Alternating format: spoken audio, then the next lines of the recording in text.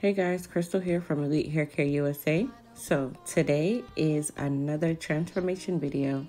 My client here came to me because she has been wearing wigs for quite some time, wearing a lot of weaves, and she has decided that she wants to start wearing her hair.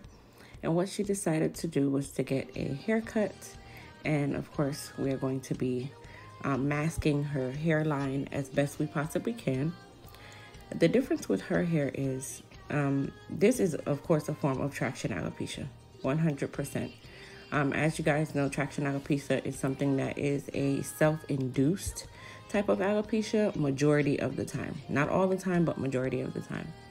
So she's been wearing her weaves and her wigs, and now it's gotten to the point where her hairline, of course, has begun to recede. So really our only alternative in regards to giving her a style that was wearable was to give her a haircut. Now, she does have a lot of thinning in her crown. In the nape area and right above the occipital bone, it actually is not in bad shape. It just basically just needed some more TLC. So with the haircut that I decided to give her, I didn't even actually decide. She brought pictures. She brought pictures of exactly what she was thinking of or ideas that she might have had. Actually, no, she didn't bring pictures. I'm lying. We actually spoke about this, and that was the idea that we had. Sorry. But I went ahead and did relax her, and I actually colored her black using a ammonia and peroxide free color. So that is actually one of the only colors that I'll use after a relaxer. Of course, you guys know I don't get into chemical talk. So if you're a stylist, then you definitely probably know what line I'm talking about already. Anyhow, for the masking, I did have to leave some hair towards the front. She was actually in better shape than some because she did have a small amount of growth right at her hairline and, above her ears and right by her temple. So once I relaxed her hair, that area was able to blend very well, even though it was still a little sparse. So I was kind of happy about that because I don't like to have to over direct hair if it's not absolutely necessary.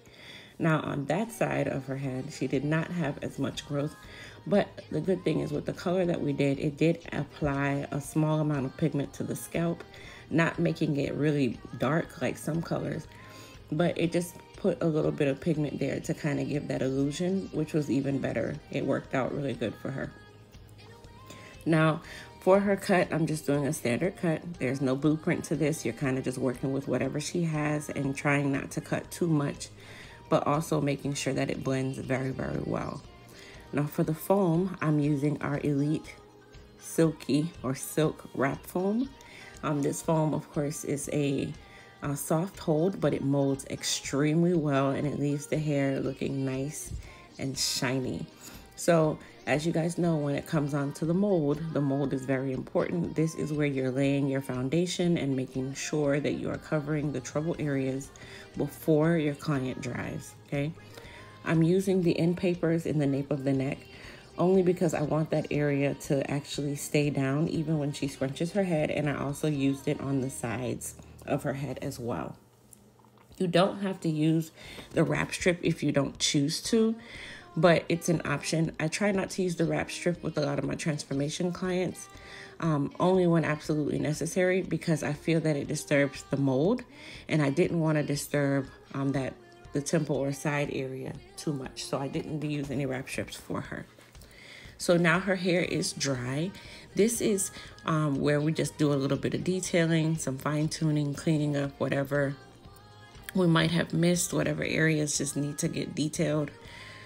This is something where I do it with every client. I don't like to cut the entire haircut dry because I feel like you're not working smarter when you're doing that, but that's everyone's choice. That's by choice. So we're just gonna go through, edge her, and then after this we actually spoke about her crown area. So we decided that we were going to add about 2 to 3 tracks to her crown just to give her a little bit more fullness or density. And I can tell you guys a conversation that her and I had was about the tracks. So she wanted to sew the tracks, which it sounds in theory a good thing, But here's the thing, we just did a full relaxer on her. On top of that, the area is very fine in texture. So for me to go and apply or braid in, put braids in and then put tracks on, number one, her hair is not dense enough to cover the bump. Number two, it's going to put added tension on hair that has just been freshly relaxed and gone through a lot. So we did talk about that, and I did, inform her of her options, at which, because we were only doing 2 to 3 very short tracks, we decided to use glue instead of sewing or microlinking. Now, once the area fills out, of course, we'll have a lot more options that we can visit. But in this case, we did the glue option. And one of her questions was, is it going to hinder my growth even more? Is it going to damage my hair even more? Here's the thing with glue, guys. When glue is applied, it should actually not be applied to the actual strand. It should be placed in the part, okay? Not to say that it won't get on the strands of hair, but how you remove it is going to determine the damage potentially, if any. So for her, I let her know glue is water soluble. This is a water soluble product. So when you are removing any sort of tracks, it's best to do it while you're in the shower and just apply a little bit of shampoo as if you were going to shampoo your hair normally. And those tracks will slip right off. Okay. And typically damage from glue comes from people not paying attention and not taking absolute care or following directions on how to remove it. So for her, because she's actually not used to doing her hair, she'll be coming every 2 weeks anyway. And then we did, of course, discuss her options at home for whenever she needed to, do her hair at home, that she would need to learn to wrap it using the wrap foam, which is a silk wrap foam. She also was educated on how to remove the tracks if ever needed. But because she was just not comfortable, of course, we talked about her coming to me. But I also like to educate my clients because I am not always available. And I want to make sure that my clients know what to do when they are away from me, or maybe if they're visiting another stylist. Okay, there's never a perfect situation, and we are all human. We don't always have all the time in the day to make it to your stylist.